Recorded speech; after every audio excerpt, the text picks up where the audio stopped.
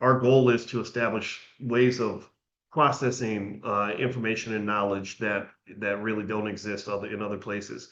I'm fully convinced that we're better than any institution on earth when it comes to Black wealth. I really am, and in my mind, it's very clear. It's clearly a matter of saying, well, what does it look like to really focus on ownership, right? Ownership is a key to power, but the right kind of ownership. What does it mean to understand how things like healing from trauma, how that connects to the wealth building process? How a lot of people can't accomplish the things they want professionally and otherwise because we undervalue things like therapy and healing, and we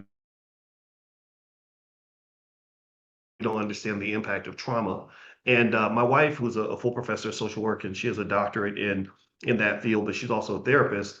She talks to me all the time about trauma, and it's like, wow, if people really knew how much trauma affects your ability to just make sound decisions, we would be so in such a better place. I think also, if you even look at how trauma affects the way you choose relationships, the way you choose your addictions. Some people may have things like sexual addictions or love addiction and don't even realize it, right? But you're finding your peace and healing your pain by engaging in these relationships, or maybe or you maybe not having the discipline that you need to have in order to stick to it and make a business deal go through. A lot of that's connected to trauma. So, for example, there was something I'm going to share this on my page, but there's something I looked up where I was researching attachment styles, and I told my wife, I said, I found out that I was my trauma caused me to have a dismissive and avoidant attachment style.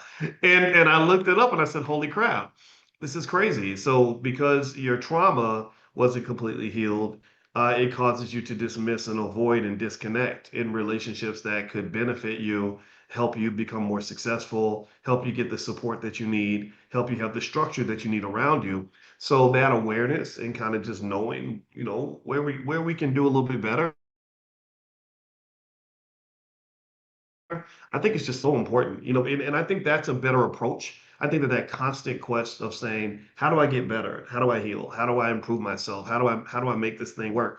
I think that's a better approach than like what I see a lot where it's like I'm going to spend all my energy figuring out who to blame for all my problems, right? I'm going to spend a lot of time talking about how I hate the Democrats or hate the Republicans, and Trump did this and Biden did that, and I don't see that really leading to the result that we're looking for, right? I think peace, inner peace, healing, focus, discipline, being your best self really is what gets you where you want to get to. One of you were asking about this shirt. Yeah, this is a CEO shirt. This is from my friend Damon Dash. Damon and I we hung out a lot a few years ago. I think I've told you my Dame Dash stories.